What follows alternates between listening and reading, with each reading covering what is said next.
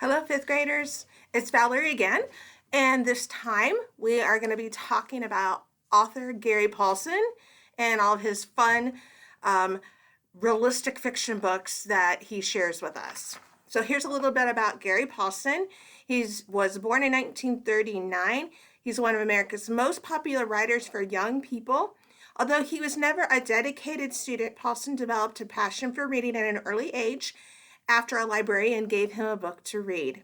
Along with his very first library card, he was hooked. He began spending hours alone in his basement apartment building and reading one book after another.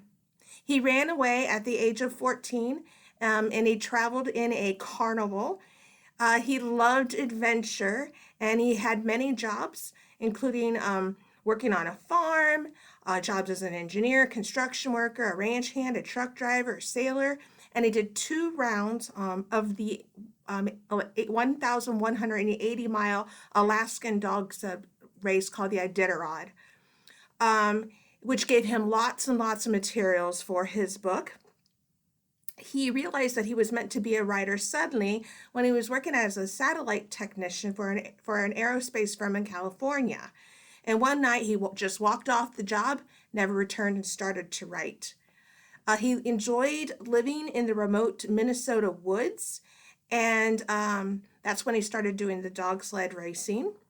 And he said that his ability to write was like the way a dog works as a dog sled runner, that he worked like a dog. He just worked so hard, just like they did, so that he could put out his wonderful books.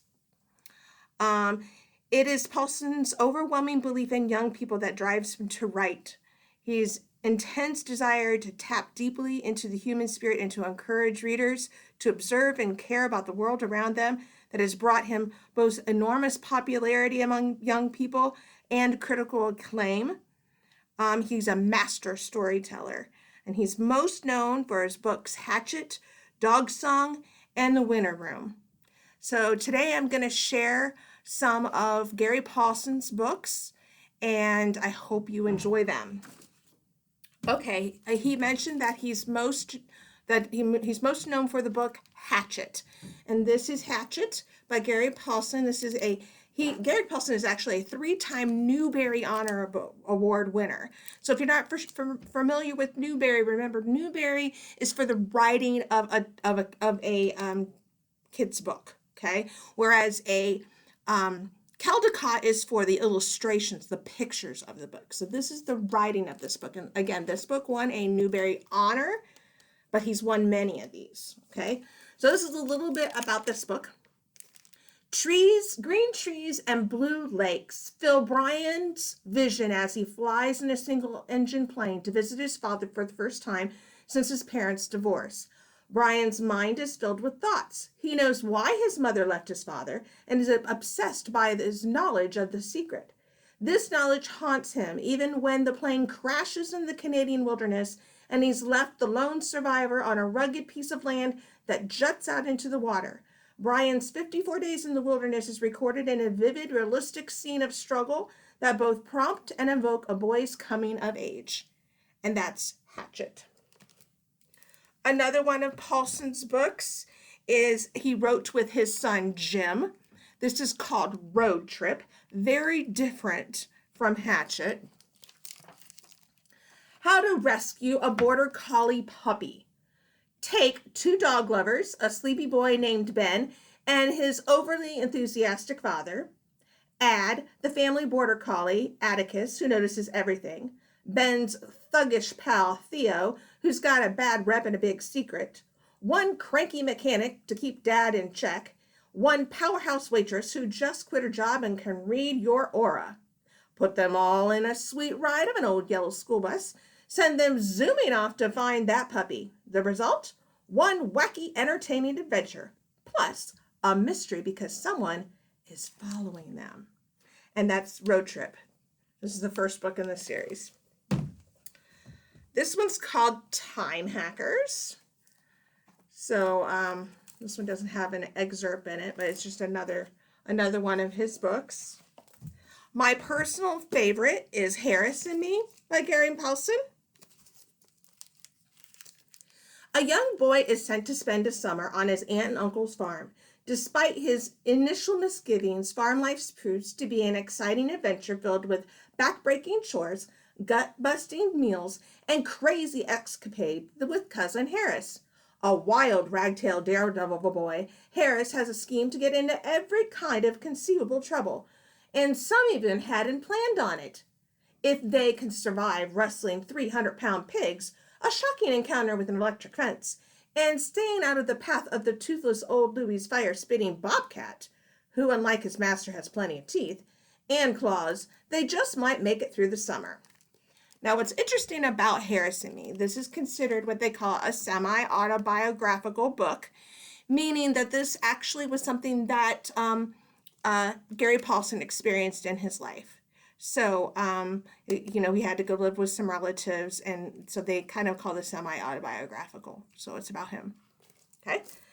And then along with several other ones like the Hatchet, we have Tracker and Dog Song. So these are all outside wilderness type books that were part, and this one actually is about his Iditarod experiences. Dog sled. This is Dancing Carl. This one says, in the winter life of Minnesota, it revolves around the risk where kids play hockey and grown-ups skate to scratchy phonograph records. Then the year Marsh and his best friend Willie are 12, Carl appears at the rink wearing a battered old leather flight jacket and doing a strange dance that is both beautiful and disturbing to watch. It is Marsh and Willie who discover the terrible secret behind Carl's dance, a secret that threatens to destroy him. But a small miracle occurs, and Carl's dance becomes a fragile and tentative expression of hope and the healing power of love. And that's Dancing Carl. This one's a little different. This is Nightjohn, and it has a companion called Sarnie. Imagine being whipped for trying to learn the alphabet, or being put in shackles for writing a word in the dirt. Imagine a man as brave as Nightjohn, an escaped slave who travels by night from plantation to teach other slaves how to read and write. One of those slaves is a girl named Sarnie. When she first sees Nightjohn, he has a rope around his neck and his body is covered in scars. But he is determined to teach her, and Sarnie is willing to take the risk to learn. Nightjohn. And we have some more. Then we've got the Brian series, Brian's Winter, Brian's Hunt, and Brian's Return. And this one is Alita's Song.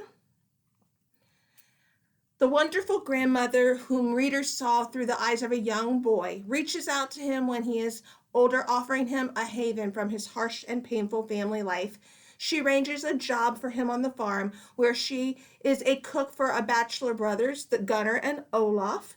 Farm life offers the camaraderie and routine of hard work, as well as good food, peaceful evenings spent making music together, and even dancing lessons. Life with Alita gives the boy strength and faith in himself, drawing him away from the edge and into the center of life. All right, fifth graders, I hope you enjoyed some of Gary Paulsen's books. I'll be sending them over your way along with a bunch of other books in selection. And I just want to wish you all to have a great day.